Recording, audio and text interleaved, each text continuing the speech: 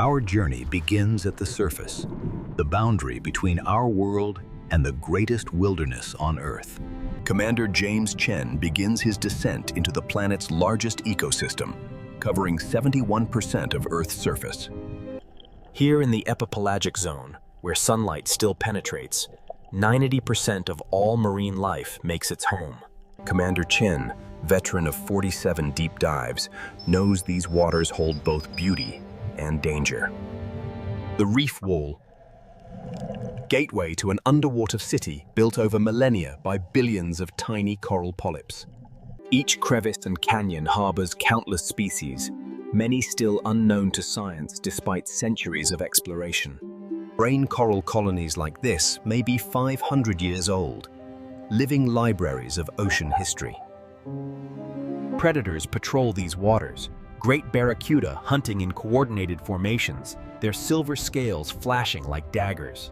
The Caribbean reef shark, perfectly adapted apex predator, sensing electrical impulses from prey through specialized organs. The coral reef, a city of life, pulsing with color and movement in the sun-drenched shallows. French angelfish mate for life, patrolling their territory together in partnerships that may last decades. Christmas tree worms retract in microseconds when threatened, evolutionary reflexes honed over millions of years. The spotted eagle ray, flying through water with wings that evolved from fins, searching sand for buried mollusks. At cleaning stations, predators become patients, trusting tiny cleaners to remove parasites without becoming prey themselves. As we descend past 40 meters, the reef wall plunges into deeper realms where colors begin their transformation. Green sea turtles have navigated these oceans for over 100 million years, ancient mariners predating the dinosaurs.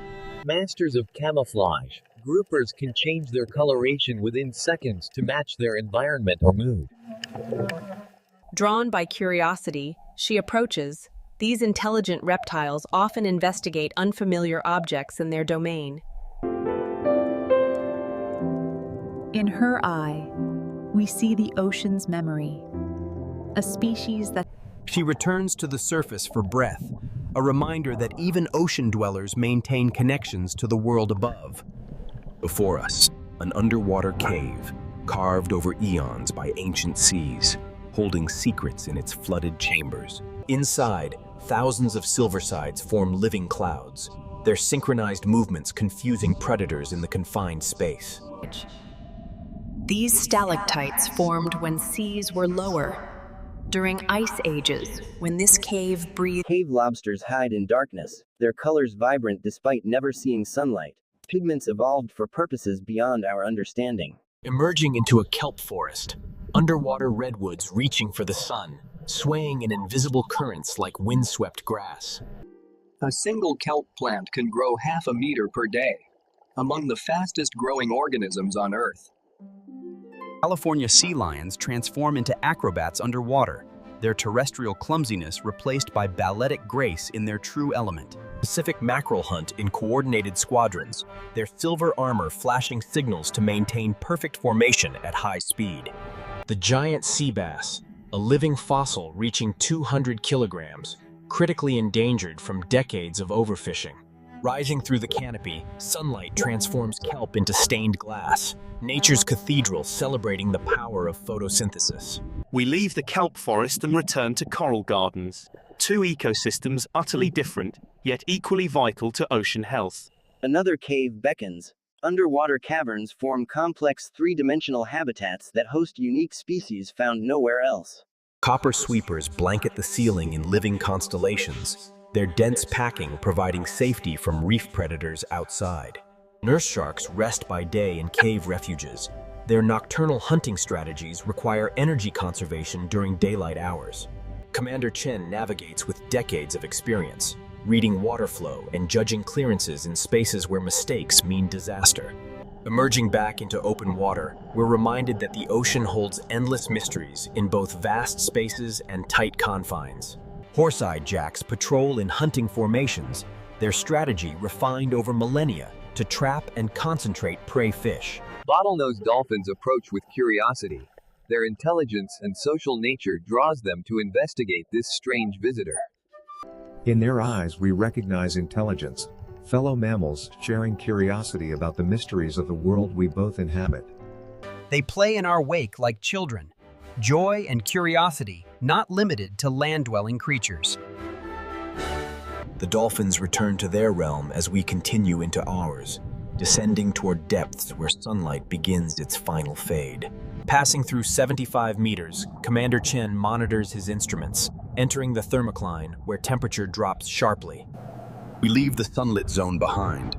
Ahead lies the twilight realm, where day never truly comes and night never fully leaves. At 100 meters, we switch to artificial light, our world now defined by twin spotlights cutting through endless twilight.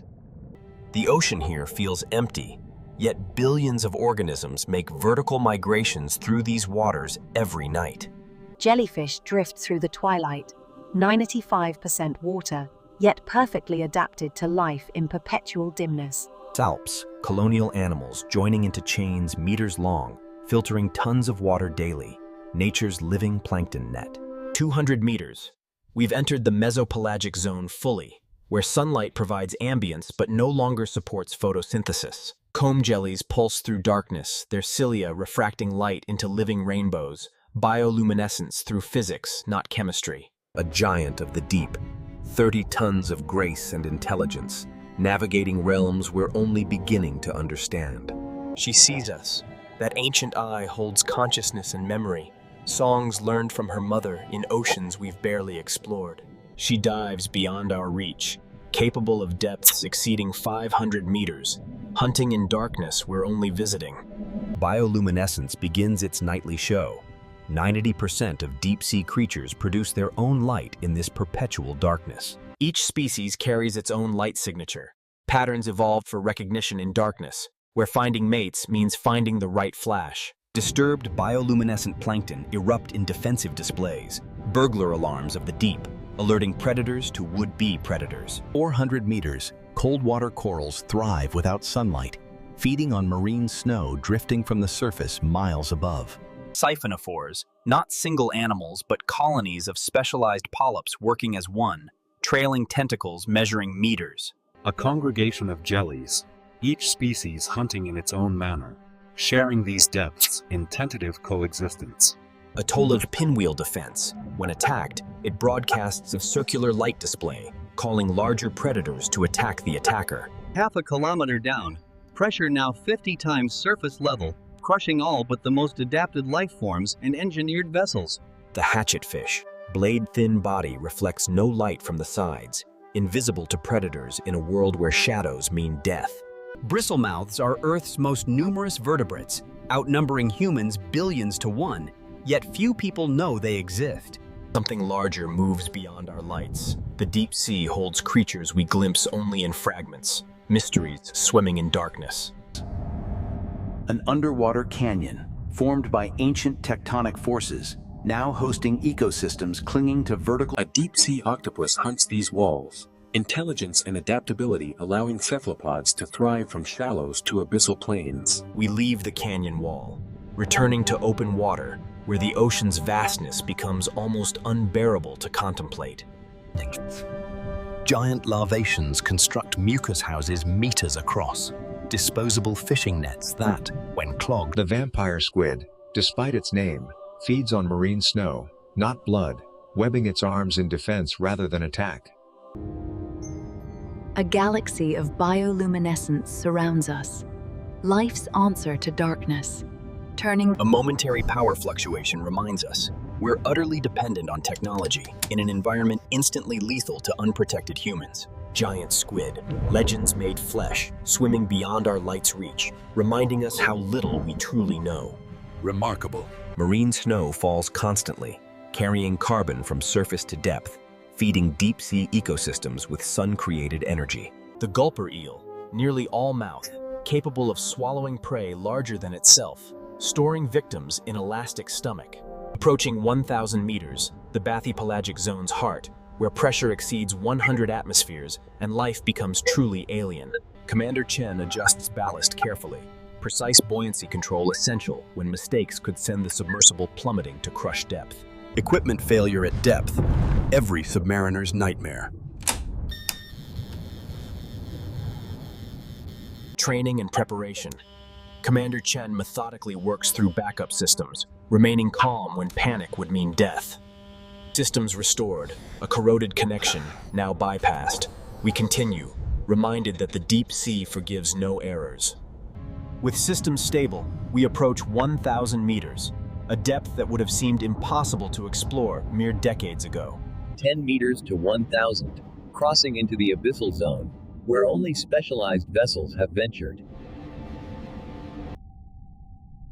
Beyond our lights lies nothing but darkness.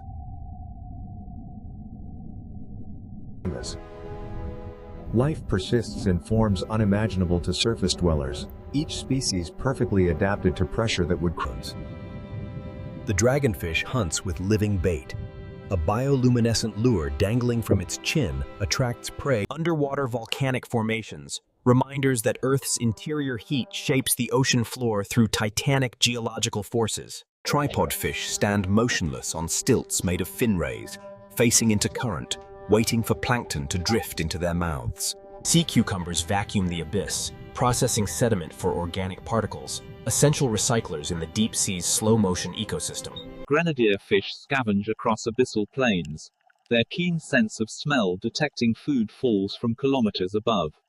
1,500 meters. Here, a single worm's burrow constitutes major topographic relief on an otherwise featureless plain. Where hard substrate exists, life concentrates. These rocks provide attachment points for sponges and corals in a world of mud.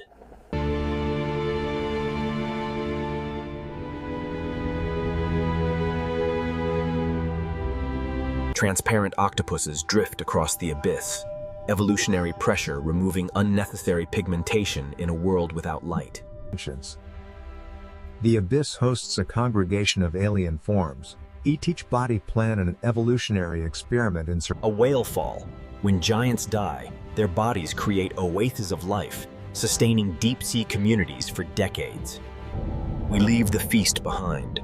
Such gatherings are rare in the abyss, where isolation and scarcity define existence. 1,900 meters, we approach the deepest point of our mission, seeking something remarkable at the very limit of our capabilities. Commander Chen checks his coordinates. Sonar has detected something extraordinary ahead. Thermal signatures indicating active vents. 2,000 meters, 200 times surface pressure, yet ahead we detect heat where the Earth's crust leaks its ancient fires. Rising from the plain, an underwater mountain range born from tectonic rifts where Earth's crust pulls apart. There, black smoke rising from the deep, marking where superheated water emerges from Earth's crust, creating life from chemistry. Approaching carefully, water here exceeds 300 degrees Celsius, hot enough to melt lead, kept liquid only by crushing pressure. Life. Thriving where life should not exist, powered not by sunlight, but by Earth's inner fire. Giant tube worms, 2 meters long, no mouth, no stomach, surviving entirely on symbiotic bacteria living within their tissues. Vent crabs farm bacteria on their bodies. Their hairy claws harbor chemosynthetic microbes, living gardens they cultivate and consume. Bacterial mats coat the rocks. These microscopic organisms form the foundation, transforming toxic chemicals into life-sustaining energy. In the deepest darkness, at crushing pressure, amid toxic chemicals and scalding heat, we begin our ascent, leaving this alien world behind, carrying knowledge that will reshape our understanding of life itself. The vents disappear below. We return to the abyss, carrying proof that life need not depend on stars. 2,000 meters ascending, we've climbed 200 atmospheres of pressure, yet 5 times that distance remains to surface. As we ascend, we leave behind a realm that challenges everything we thought we knew about life's limits. 800 meters, the faintest suggestion of surface light begins to penetrate, a promise of the world we left behind. 500 meters, we return to the mesopelagic twilight zone, where life exists in greater abundance though still in perpetual dimness. Passing through the thermocline, ascending, temperature rising, pressure dropping, light increasing, returning to the SUNLIT ZONE. We return to the coral reef. Colors explode around us again, reminding us of the ocean's incredible diversity from surface to abyss. 20 meters. The surface beckons with golden light, marking the end of our journey through Earth's greatest wilderness.